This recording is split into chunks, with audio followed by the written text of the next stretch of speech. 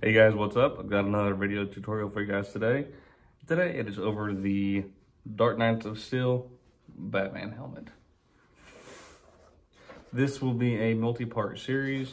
I am starting with the helmet and the templates will be available in the link below. I am not going to cover painting in this video.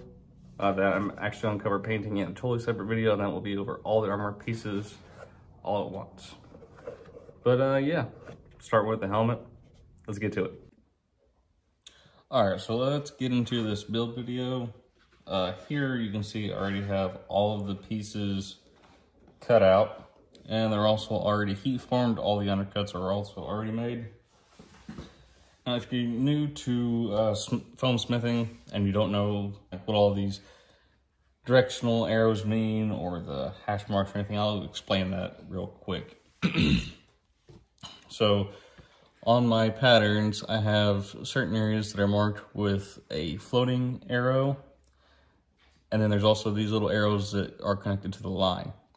The arrow connected to the edge of the pattern are your hash marks. Those you will only cut out of the pattern and you transfer to the foam to help line up the pieces as you're putting them together.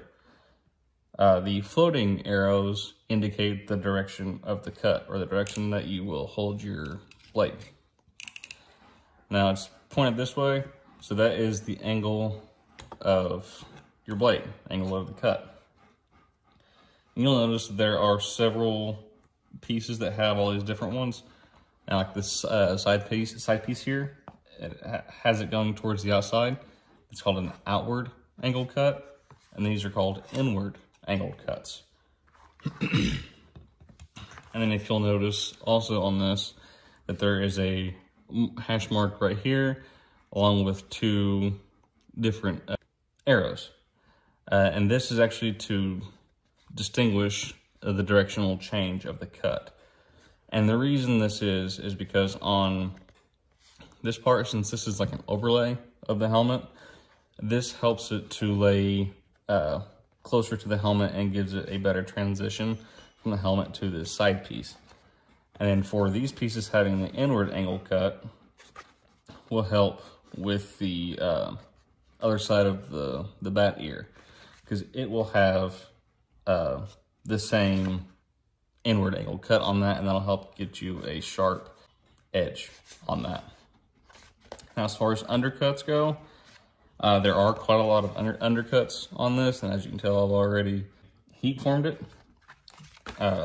So the V-groove undercuts, which will be marked mostly on the side panel pieces of the pattern, are where you will cut halfway through the back side of the foam in the shape of a V. So your blade will be going at that angle, and you'll cut it again at this angle, making a valley on this back side of the foam. And what that will do is whenever you heat it up, you will bend it over like this on the front side of the piece. And you will fill it with contact cement. I always preheat my foam pieces just so that way it's not fighting itself, trying to stay glued together. And so once it's already preheated, all you have to do is add the glue, and then it just wants to close on itself naturally. Now for these, this is kind of a different undercut than what I've done in some of my others. Well, it's the same undercut, but different heating and molding pattern. Normally with an undercut, you just do the V-groove and you fold it over, glue it, and call it good. With this, since this is still going to be on the side of the helmet and you want these ridges right here, so you'll fold it over like normal, but as you're heat forming it, you will take these other pieces and you'll push them out like this to get it back to that original flat shape, kind of. But as you're holding that, and what that does is that kind of gives it a bat wing type appearance to it, and that's what we're going for since it is a Batman helmet. And you'll notice as well on the nose piece, I have actually on this pattern This arrow is facing the wrong direction, but I cut it correctly. It's an inward angle cut. And what that does is you glue these edges together and it gives you the proper shape. And on this bridge of the nose, you'll want that to be an outward angle cut and leaving this one a straight cut. And that will allow you to glue it at this angle and get it look like a furrowed brow look. And you'll also notice some hash marks right here on the side of this. Now this piece does connect here, but you'll also notice there's no hash marks on this big side piece. That is because this is such a short piece that you don't need hash marks to line up these two. You just have to line them up edge to edge right there. But these hash marks are actually for this side piece when you go to glue it on. So once it is glued on, you'll line up this little corner with the edge of this, and then you have your one hash mark here that will line up to this one. This will be a whole lot easier to do once it's actually together. I'm just explaining everything beforehand. And this top hash mark lines up to the edge of this. And that's just so you have a consistent placement on both sides. And then you'll also notice on this forehead piece, there are undercuts. There's one V-groove undercut in the middle that you will fold over. And that's just to give it a center ridge line. And then there are regular undercuts for the furrowed brow. And with these regular undercuts, you just cut halfway through the foam, just a straight, with your blade held straight up, and then you'll heat form it. And when you heat form it, it'll widen the lines, but while the foam is still hot, you'll want to push this out and make this kind of curve with your fingers. And you'll want to do that to both sides. Again, you'll have this folded over as well. And then just really kind of pinch and pull all these furrowed brow areas. And these we'll actually be filling with low temp hot glue later on. Now if you don't have any low temp hot glue, you can just use bits of scrap foam, like the wedge pieces that you cut off from your angled cuts. You can always apply contact cement to both surfaces and into your wedge piece and shove it in there. And that does basically the same thing as the low temp hot glue. I just prefer low temp hot glue because it's easier and less messy. And what that'll do is it'll expand these and it'll make them more prominent, more noticeable. Let's go ahead and just get this thing together so you can see what it looks like. All right, so I know a lot has happened real quick. Went ahead and got the basically put together. And I think one thing I would change on this, and I've already changed it on the pattern for you guys, is on the side of the helmet, I did both of these top and side pieces at inward angle cuts. I would suggest just doing the top edge on the top, or in the forehead here, the inward angle cut, and I would leave the side piece at a full, just a straight cut all the way around. And I think that will give it a better look to it. It'll make it a little bit wider and look a little bit more full. But as you can tell here in the brow area, that it's a much more pronounced. And same thing here with the nose, those are the undercuts. And you can see there on the inside where I filled it with the low temp hot glue. Ignore all the lines on the inside. This is some scrap foam that I had laying around. And you can see I've already heat formed the side pieces here and closed together the V-grooves. And with the ear pieces here, I had these cut out with another V-groove right there. And again, very important that these are cut on an inward angle cut. So that way, whenever you go to attach it, you can get a nice edge to it all. Which I will go ahead and glue that on now. And I don't think I mentioned this before, but you're going to want to use contact cement for your glue of choice. I use the DAP Weldwood contact cement because it is cheaper and easier for me to access. I can go to Lowe's or Walmart and just pick some up whenever I run out. You just want to apply a couple of thin coats here on your edges, and you'll do that to both surfaces that will be attaching. And then on the ear piece here, the short side is the front, just so that way you get the orientation correct. And while I was trying, also what I've done here on the side is I've laid out my side piece, and I have lined up these two hash marks with here and this end piece here. And I've traced out where I need to glue it to the side of the helmet. And something else with this template is this helmet, you can forego the earpieces here, and you could easily add a chin strap to it. And this could be a Dark Detective Batman helmet as well. And you could even use these patterns as for the earpieces, just to glue straight on the side right there without the undercuts. So you get kind of a twofer with this pattern. All right, and then now that your glue is dried to attack, we're gonna go ahead and put these pieces together.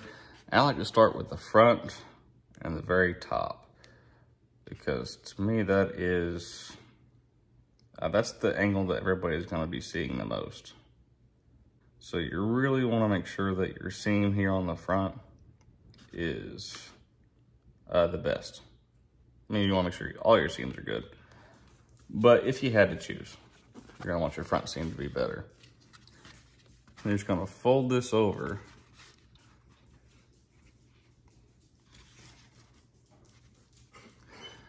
And now for the back, I do it kind of differently. Typically, I'll line up the outside seam or the outer seam first, and then push the inside. But for the back of these ears, I am lining up the inside first, and then I'm just pinching them together like this. And sometimes the front might come loose a little bit, so you just have to go through and pinch that back closed. And there you have your ear. All right, and then now that both ears are glued on, we're going to glue on these sides. And again, just use contact cement to this whole area, corresponding area on here, and then going to slap it on there. All right, now the contact cement is dried to attack. I'm going to start right here in the front at the cheek, lining up my edges and my hash marks, making sure that everything gets lined up.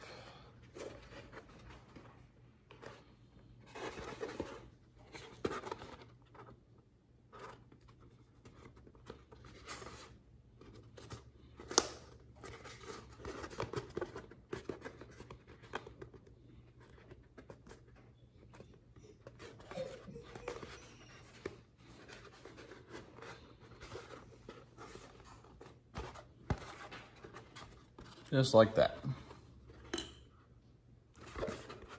Then I'll go through with some, probably some super glue. I made contact cement this earpiece. But yeah, then you just do the same thing to the other side. All right, so I do apologize for the chain of scenery, but as you can tell here, I do have both of the side panels on the helmet now. And whenever you put it together, these will just fold in on themselves like that when it's just sitting there. Whenever you go to wear it, it'll push out like it's supposed to and look right. But as I was reading the comic the other day, there was a good shot of the back of the head, and it actually kind of goes and flares out. Here at the bottom, there's a slight peak that goes down the backside. So I have actually made these 2 extra pieces, and this piece right here is actually cut flat, and then this one here is cut at an inward angle cut. I'm gonna glue those together, and I've also put some undercuts right here. So I'm gonna get these glued together, and then I'm gonna fill those with low temp hot glue, and we're gonna stick them here on the back of the helmet. All right, and here we have these 2 pieces put together now, and you can see it's got a nice peak there on the back. And now it's time to fill these undercuts with hot glue. You can see on this one I actually messed up. I initially did a V-groove undercut, not paying attention when it needs to be just a regular undercut for filling it with hot glue. So they're not 100% lined up, but it'll be close enough because it'll get the same effect on the backside. And now that I have filled that with the low temp hot glue, we wait for that to cool, and that should pretty much hold its shape and keep that kicked out like that on the back. All right, I'm going to try to show this the best that I can. I just went with contact cement around the edges on both pieces. That's just because the center part is raised anyway, so there's really no point in putting contact cement right there because it'll ruin your angle and everything. So I'm gonna line up my seams down the middle and line up where I had placed the outline. Starting with it right there.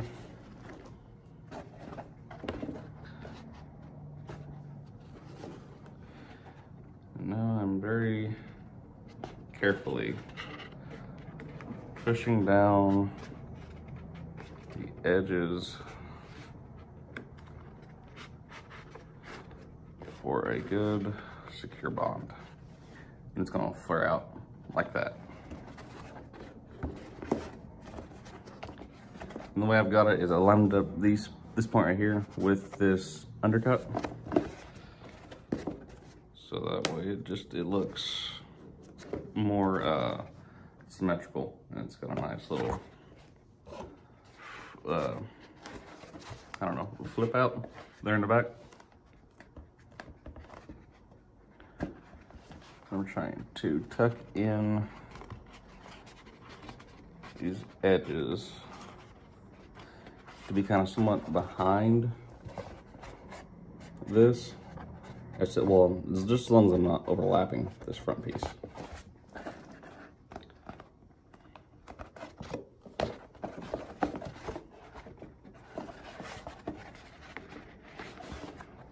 And then you can see in there, that's why I didn't apply contact cement all the way down the middle.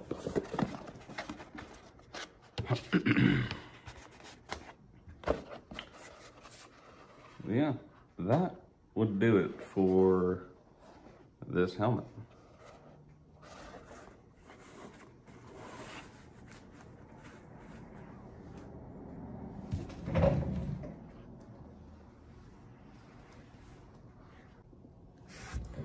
Alright guys, that does it for this video. Thank you again so much for watching. I hope this video was a great help. And again, if you use my templates in your own build videos, feel free to tag me on Facebook and Instagram. I'd love to see your work. But yeah, with that, always remember, there are no mistakes in cosplay, only battle damage. You guys have a great one.